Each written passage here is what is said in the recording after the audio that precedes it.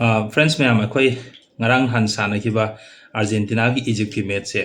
masi yamna controversy oiba match am oir leire ko hojiga masi akhoi Manipur khak India khak ki warande prithvi ki mafam khutimakta Argentina wo support tawba adagi akhoi ki Egypt ki support tawba hariba ani mak se asi ki amana ama chummi lale abagi matangda yenabagi controversy yam thina chaw ji thoe aduga hoi masi ki matang sida kenogi Egypt ki side tagi complain amadi FIFA da tawkhre ko adugu madu tawra matungda koi FIFA gi side tagi madu gi response ama lakti hoju phawide adu response lakti phawide koi ngamindar se aduga marak sida mayam na yam thina ngangna resina matam dugi game du da Argentina ga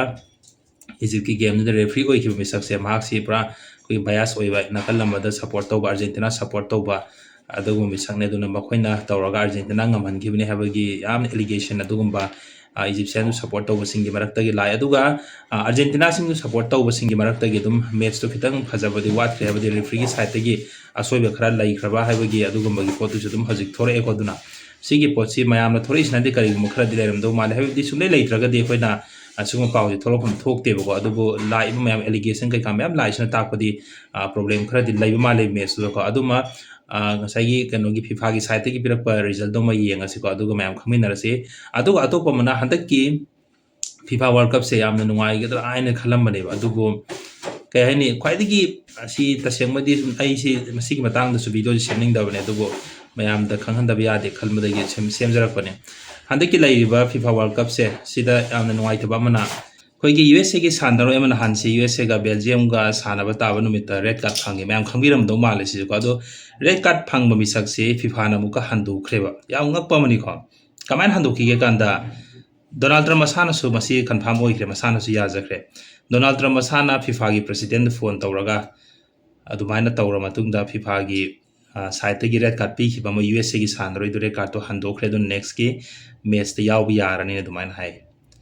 adu hajik mayamna nainari se handaki World Cup se America du tasille aduga khoi gi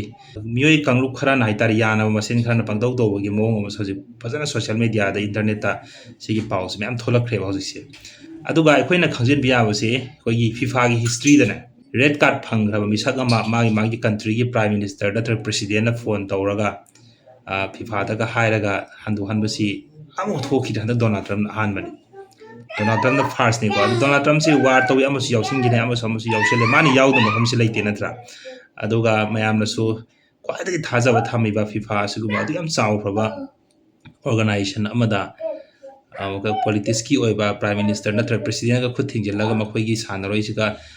phone tawra matungda red card to handu han basi FIFA gi side ta oina yam thina ikai ninga yam ne na khale wakhan su FIFA gi wakhan si kai le jano jabsana aduna handaki matang se FIFA se mayam nadi phana di ngang na dre ko handak matang se akhoi wakhala handabadi ade handaki matang se mayam ki controversy mayam FIFA World Cup se thoe ko adubu mamang da haukiba singda fajana tawkiba yaw Qatar World Cup ta su Qatar da tawkiba yam fajana dum tawki aduna makha tara pudu su asigumba controversy se thokhan bi da orasnu haiba wakhan du se koi thamjarage aduga ngasi ahing matung ahing nong yai matung pung amma makhai warang mani Morocco ga France ka su ta bani ko ado asida somuka ngasai gi Argentina ga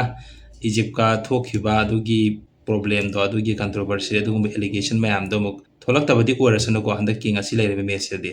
mayam madu ma thola ga di handaka adugum ma leira ga di